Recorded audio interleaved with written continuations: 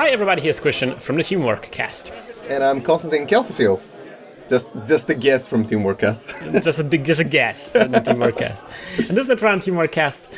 This is the 7th of May. It is a regional in Hasselt in Belgium. The store is called Oberonn. Oberonn. Have you been there? I think I have. It has been a while since I was in Belgium, so I'm not really sure. I think I haven't been to Hasselt yet. Well, if you've been to Oberonn, then you've been to Hasselt. The store is called Oberonn. See, I've been to places in Belgium, but I've just been to the stores mostly. You just teleported right into the store. Yeah, something like that. We just we drove. Airdropped you right into the store. It's a pretty big store, so it's possible. So this is the top 8. So it was these days regionals are like just 4 rounds. So you ID yourself to the top, and this is the top 8 now. On the right we have Maëlig. On the left we have Charles, which you're now familiar with. Yep, I'm very familiar with Charles. Too familiar. Yep, we're all familiar with Charles, very nice player. Are you familiar with Maëlig though? No, not really. Me neither, but he's sporting a Whizzard. Sweet Whizzard deck here, and Charles is going to be playing his Palana. It's Palana or Payana? I have no idea. Oh, okay. Paella. Paella, okay, paella. Yeah. That's like the Spanish food, right? Yeah, I hate it. I don't like it either, but that's because I don't like fish. I don't like the seafood. I hate seafood. Seafood is underwater insects. See, I don't like seafood either, but everybody thinks it's weird because I'm Greek. Yeah, that's They're weird. Like, how? Yeah. How? Why do I have to like seafood? I mean... We have some camera placement issues here, but the game already started. So Charles puts out an ice in front of his R&D. It's a bit black on black, but it is there. And there's a hedge fund. Double hedge fund, actually. Oh, wow. Getting all the monies. And Maëlig is going to start with I had worse. Sure, gamble, and then I've had worse. Which is not a bad start. I mean, he gets money and lots of cards to use. Yeah, really good, and I don't think he's going to need the damage protection in this matchup. So I've seen he's on a political operative and a wild side. Career for the wild side out. That's pretty good for a start. Like it very much, yes, very good start. So he can get to draw 2 cards each turn, but he will lose a click and gets out the data sucker. No runs though on the open HQ. Yeah. He could have actually just run HQ and installed the political operative, but he did draw a lot of cards. So. And I think setting up the wild side is important to accelerate his tempo. The thing is, now HQ is closed, so it will be a bit harder to actually set that up. Whereas if he already had it, it would be like pressure on the corp. Wherever he would put an upgrade, it would be vulnerable. That's true. We have to maybe remind our listeners who are new to this. Palana is kind of a new identity, so the idea is that Charles will get a credit the first time Maëlig draws a card each turn. Yep, which is pretty good. It's like Jinteki with money. Yeah, it's a weird identity, but it feels like ETF, the version Jinteki version of ETF. And of course, Maëlig is playing the Whizzard, and he has 3 recurring credits to trash things. Not sure if Charles is going to be playing too much stuff with assets. Usually, the Palana builds I've seen so far are going for event economy. Yeah, they don't really. They don't even play with the Agroplex. The thing that draws them both a card. I mean, I haven't seen it much. Yeah. People are experimenting. Like I think it's like this archetype is stabilizing at this point a little bit. So there's people experimenting. Plus, the thing is that there's so much Whizzard at the moment that playing asset economy is not very wise unless you're HB with the grids, the valleys. So just operation economy is just the good old reliable way of going with it. Definitely. So we see the Jackson Howard on a side of Charles, and before that, Maëlig got out the Liberating account, which allows him to get each of the tokens on there is worth 4 credits. He can click them and get the 4 credits. See, that's what I like with Whizzard. We've had quite a few archetypes that came out in the past year, like the Dumble Fork, the Looking for Job, all of those different breaker suites and everything, like Faust or not. And when you play Whizzard, the starting pieces are still the same old Anarch stuff, so you can't really know what to expect. So he has a Data Sucker, a Wild Side, and a Liberated accounts. So, I mean, you have no idea of what to expect as, his offense. cards. Yeah, that's true. People say things like Dumble Fork, but Dumble Fork, like, it can be so many different things that can hurt you, and you not really need the wild side I saw for the Faust. There can be also other cards in here. There can be different kinds of economy. Really good stuff in here. So we see Maëlig running on the archives, making sure, because Charles overdrew with Jackson Howard, so Maëlig forces the Jackson pop with the run archives. That's an early Jackson pop. Was that because of a bad hand, you think, or just getting bad cards? We saw that Charles didn't install the card in front of HQ, so I'm thinking he really has just a genuinely bad hand. Yeah. Well, so interesting. So that's an early turntable. There is nothing scored by Charles yet, so that's, I think, also kind of like not an ideal draw by Maëlig here. Yeah. Well, to be fair, why do you want an early turntable now? Maybe just didn't want to install something else. Why would you install turntable that early? Maybe because your hand is full, because you're drawing a lot of stuff. That's the only reason why I would justify it. Like at the point that he's right now, because he does have a lot of money and he can play other things. Yeah. It's really weird. He certainly doesn't need the NU. Just data sucker out. Yeah. I like that run archive, very efficient here, because he also got the data sucker token. He could have run on Jackson directly, but that wouldn't give him the data sucker. So we see a lot of cards in Maëlig's hand. Another Liberated as well. Oh yeah, not really something that he needs right now. And Charles is preparing a score here with a double ice server. Yep. Yep. So the second Liberated count goes out. He's just going for it. Yeah. Again, it's not bad to have them both down, right? I mean, he's pretty much set up for at least mid-game, until mid-game. It's not bad now, but again, I think this is another sign of him just clearing out his hand from cards that he cannot play right now. I see, for example, a knifed there, and I don't think, like, again, he's looking maybe for some kind of breaker to use the knifed. Ooh, just getting money. I wonder why he doesn't have just face check. Maybe he fears a Komainu? Maybe. I mean, it's still Zinteki. You don't really want to be face checking like crazy. See, now there's a thing. He installed something, an agenda with, if that is an agenda, we think it's an agenda, but he installed it with an upgrade. Yeah. So if he already had political operative out, and if he got a Faust now, he would just go crazy on it. Yeah, this would be so much easier with a political operative. Without it, it's a bit difficult, although it could still be a batty. Yeah, that is true. That's why I personally like Councilman a little bit more, because it gives you that tempo. You and me both, we are both playing very similar builds. You're the sleek silhouette build, and the fat Andromeda. But we both realize that kind of like Councilman is where it's at. Yep. Well, that's criminals do prefer it. I'm not very sure about Anarchs. I haven't played Anarch in a while. Just played against it. So political operative in Anarch might be better due to the breaker suite and everything. Look at this, the third Liberate account here now. This gotta be just a really bad draw by Maëlig, or maybe a great draw, depending on I see a bunch of run events in his hand, and I also saw a medium, and a data sucker, so I would think that he indeed doesn't have the breakers he needs. Is he gonna install medium or something now? Yeah, I don't know, man. I mean, he has all the money in the world now, but I think like installing a medium would reveal the threat too early, and then that would cause Charles just to ice up R&D like crazy. Also, not a bad idea would be to actually play another data sucker. Yeah, maybe. And then run archives or something. And get up the tokens, yeah. Yeah, because if you play Faust, money is not really going to help you. You need to have data sucker counters or cards. Or you can maybe kill something very easily with a parasite. Also that, yeah. That's always something amazing. Especially if you play a medium, you can pressure the middle so much. Alright, so he decides to go with the medium, revealing kind of like his hand a little bit. He wants to go on the R&D. We knew that, of course, going in, that he probably has a medium somewhere in here. But it's out there, and it's threatening the R&D right now. And he trusts another wild side, which indeed tells us that he had a bad hand. Ooh, scored out Nisei. Charles gets out the Nisei uncontested by Maëlig. Charles is looking for tokens. Oh, his nose. Is he looking for his fancy agenda counter? Yeah, he was. Yep, he has to. I mean, if there is an opportunity to show up your fancy stuff, it's right now. And by the way, can we say how awesome the playmat is that you can win at the regionals? Yeah, it is. It really is. It's very pretty. I'm a big fan of purple and green, and the purple in this playmat is just beautiful. Hot tip for me as a designer, you have to play yellow shields on this one, yellow sleeves. We're gonna see one later on in one of the later games, and it just pops so crazy. Oh my god, I can imagine. That must be really good. All right, so this is a daily cast. Yet another economy card. Again, Maëlig not really having the kind of card draw that he needs, but eventually they will come up because he does have the wild side ticking off here. So daily cast, I mean, he's only getting money.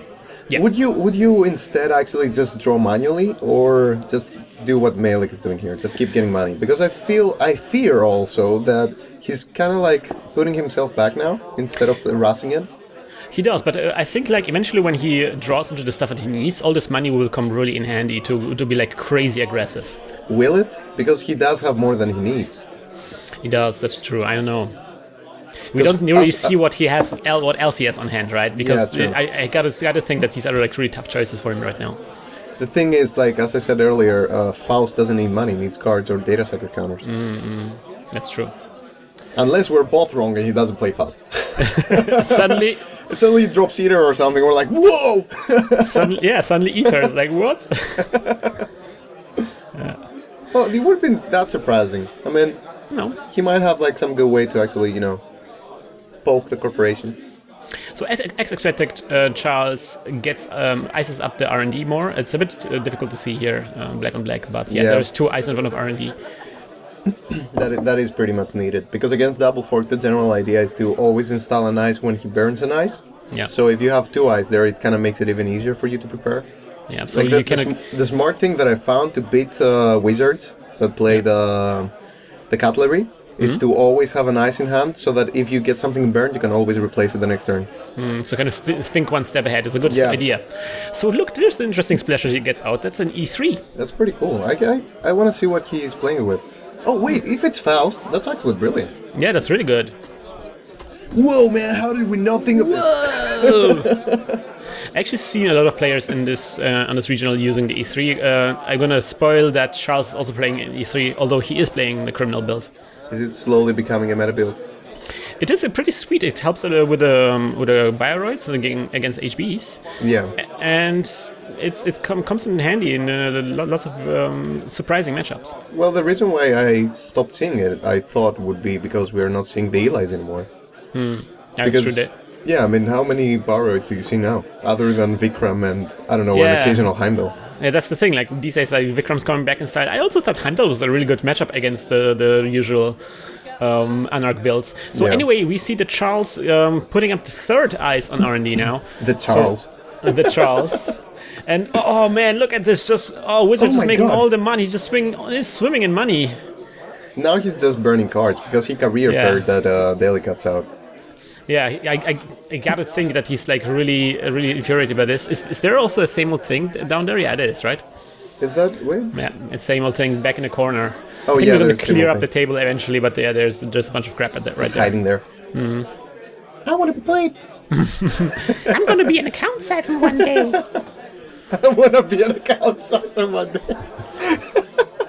By the way, it's not the alt art same old thing that you got from this tournament. Yeah, how come? I don't know. Maybe he has more. Maybe he just didn't want to unsleeve. So this is a clone ship coming out, really good. I think there's also a parasite up there, so you can like instantly parasite something now. This is really great. Yeah, but why not keep it and actually play it after running somewhere? I think face checking would have been pretty sweet. Yeah, exactly. I mean, just face check and install it somewhere. Just keep it ticking. But man, I didn't got in the top 8, so who am I second guessing exactly. here? No, don't tell that yourself, Krystian. You can make it. I believe in you. It was. I had some two rough games. Oh. I drew down to 10 cards and didn't see one security testing. Oh wow. See, that's your problem. You shouldn't rely on one card. Well, there was in this one specific matchup. It was very important. It was against ID. Harpsichord. Oh yeah. You can't get over the end seasons without any economy. Yeah, that's true. All right, so this is a there's a mimic. Mimic, and I think now it's a good moment to you can pretty safely face check stuff now. So but in Charles, he has a data sucker and a parasite. That's all we know, from programs. But here's Charles with 28 credits. He can reliably rest something. Like, for example, here, this That's a Lotus Field. Lotus Field. See, I was talking with Charles about that. I was telling him I want to play Clairvoyant Monitor in my NEC. Because it's a 4-3 and it's like basically one less for a Psi card instead of just an ice that costs 5-4. And it's a 5-4. He's like, no, man, Lotus Field is like the best thing ever because everybody's playing Anarch. And he's quite right. It is a pretty good card. It stops runs. You just can't rotate out of it because even though it's very annoying sometimes because it's still a 5-cost ice that Faust can break for 2 cards, it's still amazing because Parasite is a thing lately. Yeah, it's not afraid of Parasite. It's not afraid of. It just stops runs. It's just good. Yeah, it's just a hard stop the run. Yeah. Ooh, can't go wrong with that. It's very hard as well. Yeah, of course. I mean, now we have to assume that Maëlig is trying to find out some way around this Lotus Field. But he also got out the pancakes here, so now his combo is complete. He can draw 2 cards each turn and not lose a click. Ooh, Faust in his hand. Okay. Faust alert. Faust alert. Faust. Faust alert. We're about to get Fausted. Yeah, but I mean, he got Faust 1 turn too late because now there's an upgrade and another ice on yeah, the upgrade is weird. Ooh, David as well in hand. Okay, so now he can go full. He's gonna install Faust as well, right? Yeah. With the David and the Faust, I think, and I really like how the synergy. Not only does the E3 help with the Faust, but also really good with the David. You can save some David counters when you encounter something. Like imagine somebody playing something like a little engine. Yeah, that's amazing. All right, so that is going to be a Faust as expected, and then he gets some money. Okay, is that a brain trust in the remote? Brain trust. Yeah, that would be hilarious. Yeah, I love this. Yeah, but I don't think that unless he finds an agenda from R&D or HQ. HQ, I don't think Charles would let him go in if he knows if he has an agenda in hand. Like he would Nisei stop it or something. Because turntable would just ruin his Nisei otherwise. So unless he finds an agenda from R&D, which is heavily guarded at the moment, I don't think he will be able to make much use of that turntable. Yeah, that's true.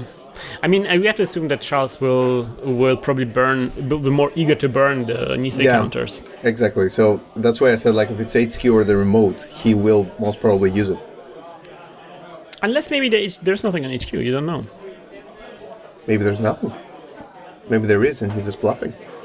Oh, I rhymed. Ah. Whoa. You're a artist of poetry. Words, yes. Words are your canvas. You're an artist of poetry. I think they're called poets. Nah. All right, so we see an install in advance. So how scary does that look? I mean, 2 upgrades, 3 ice, 21 You gotta think that one of them is a baddie, right? Yeah, I mean... Well, which Maëlig is not really faced by because he has a clone chip. And he has lots of money. It's not about losing a program. It's about the fact that, even if you play the side game, you have to play yet another side game after Caprice, and then he can still Nisei. But you've seen read the article that came recently. The first run is the important one on upsizing. Later on, like repeated runs on upsizing is kind of like futile. But the first one you have to do because you have to make them spend the money to rest the ice. Yeah, you have to make them. You also have to make them res the Caprice so that they can't res it elsewhere.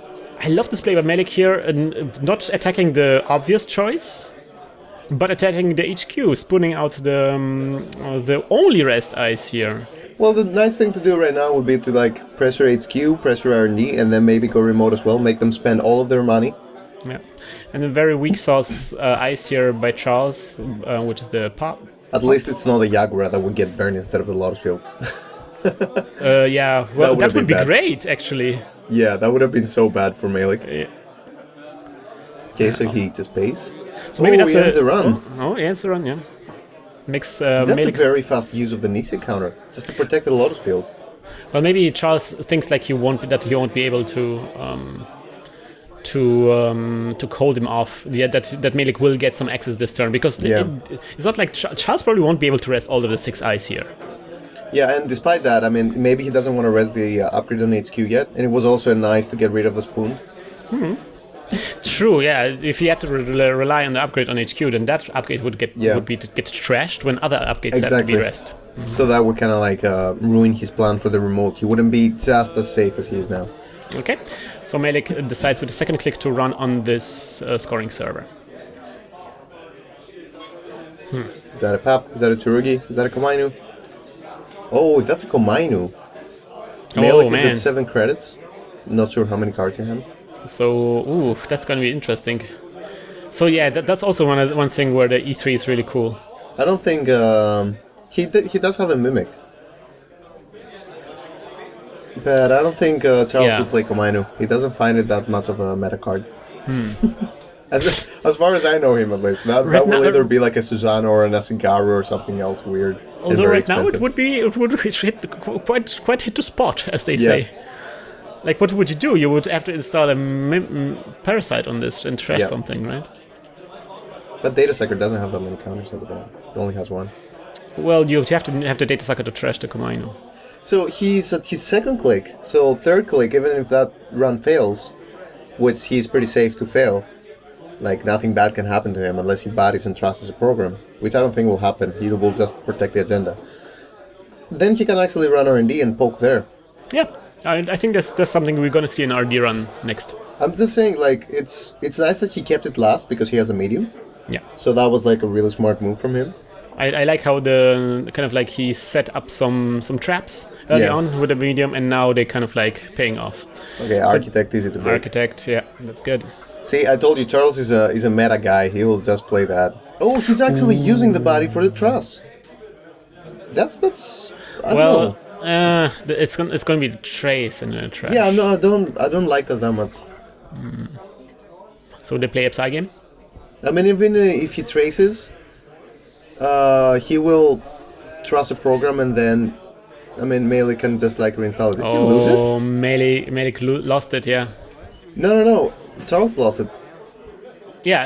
Sorry, Charles lost. Yeah, both had 0, I think. Wow.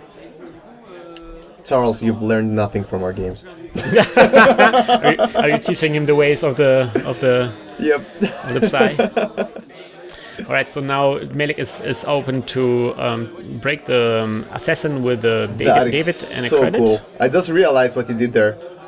Like, he just broke it with David and then one more credit from E3, right? Yeah. That was so cool. Saving up on the David tokens, really nice.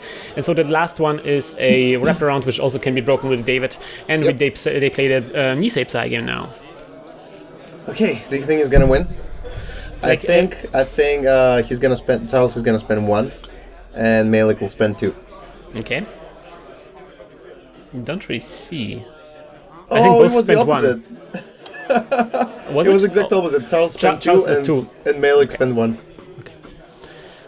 Bad. Look at Charles' money.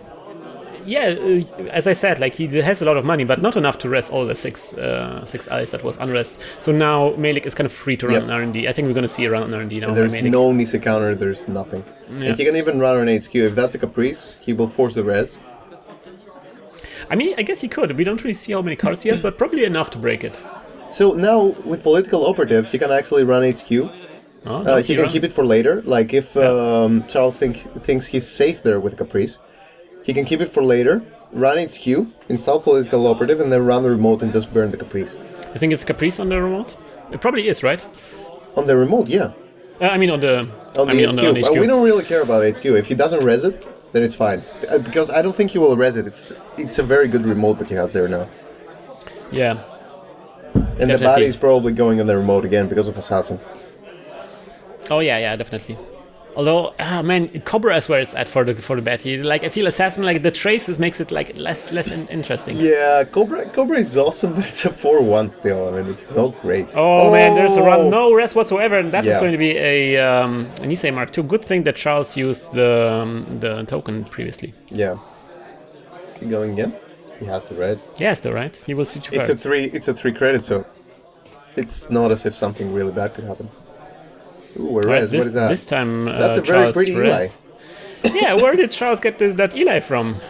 Charles is kind of like a promo geek.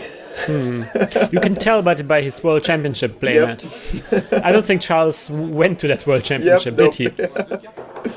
Okay, so breaking with 2 cards and a card. Oh, damn. Oh, he just stole it right away because he just paid the 0 for the side game. That is nuts. That is amazing. Oh, yeah, Charles doesn't have any money anymore. Oh, that hurts. That hurts a lot. That hurts. Oh, Charles, that everything... was very well played by that's Maëlig. very bad. That last Eli res. Oh. That was very, very well played by Maëlig.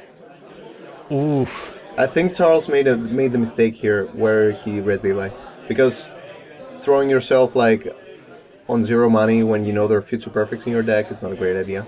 Yeah, that's where you really don't want to be as a Jinteki that relies on side games. You really don't want to be at 0 credits. You're not Nisei Division, Charles. Get your shit together.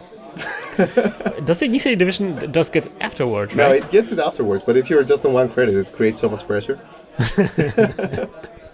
I had a game where I played an Upa Yoga, and the Upa Yoga fired, gave me a credit, I fired a Snowflake, and then I played a Nisei game and I kept him out. There's a lot of words in the sentence that I didn't understand. Upa Yoga, Snowflake into Caprice Nisei, 3 side games in a row. That seems like a different type of meta you're talking about. Anyways, we see that Charles just went for 4 credits on his turn, so the money identity is not making enough money apparently. Yep. Ooh, and then Maëlig continues the vicious assault with the knife on the R&D. The little boy gets stabbed in the back. That is very brutal. Because Eli is a pretty good dice to protect R&D at the moment. I mean, it's still an amazing ice, even though it costs 1 extra influence now. It's still an amazing ice to have there. It's kind of amazing how much resources Charles had to spend for this remote server. Second Eli. But this won't be a big problem. I think he just click through. And click 1 click and 1 credit to get through here. He sees 3 cards, right? Charles is at 0 credits again. No, he's a 1. He's a 1. 1? 1, okay. Oh, that's another agenda. Oh, how painful, how painful. Damn. That was a pretty good game. Like, we saw how well Maëlig played it, actually. I think that 1 turn that Maëlig timed it so nicely just gave him the game. That's true, but we have to also say that Maëlig had some really good luck on the axis. Yeah. I think he just saw, like, I don't know, like maybe 5 cards on R&D and 2 of them were agendas. To be fair, though, I mean, Charles knew he would go into R&D. The things that Maëlig could do were very limited because of all the bad cards he was getting. He just basically got these cards and just played them right away, and that's all he had. Despite the cards that he had in his hand, I mean, you still had to res ice, right? Because leaving him going to R&D just like that was just way too much. Do you think resing the assassin maybe was a mistake? I think the assassin and the architect were a mistake, because architect was broken way too easily, and that just cost Charles 4 credits. And he would be able to just wait and use the Nisei counter on the Caprice Nisei game instead of just resing the body. I have to think about how differently this game would have played out if the Betty Psy game would have been won by Charles. I don't think it would have played much differently, because even if he trusts the program, Maëlig had 5 credits, so he would still be able to reinstall something and break stuff with the Faust, for example. Let's say it was Faust, okay? Yeah. He breaks with cards the assassin, and then he just Davids the wraparound again, and he's still on 2 credits to actually play the side game. So it wouldn't have made a difference. Yeah, but maybe he would be able to run R&D, that's what I'm thinking. That is true, because he wouldn't have money. So the Nisei would be in Charles' hand. But at the same time, Charles wouldn't have enough money to actually still score the agenda that was in the server. It's a very surprising twist. It seemed like Maëlig was so far behind, but he kind of caught up. Yeah, because as you said, as soon as he had the Faust, he had everything ready behind his program suite. He had like this bunch of resources that just say, you can have all the money you need whenever you want them. Alright guys, so we're gonna move on to the next game. We're gonna see how Maëlig continues in this tournament. So I hope you will join us next time when we will, as always, hack the planet! Oh yes. Shit on me. This episode of Netrunner TeamworkCast was created with a generous support from our listeners. If you enjoy the show and you can't get enough Netrunner videos, please check out our Patreon campaign at patreon.com/hacktheplanet.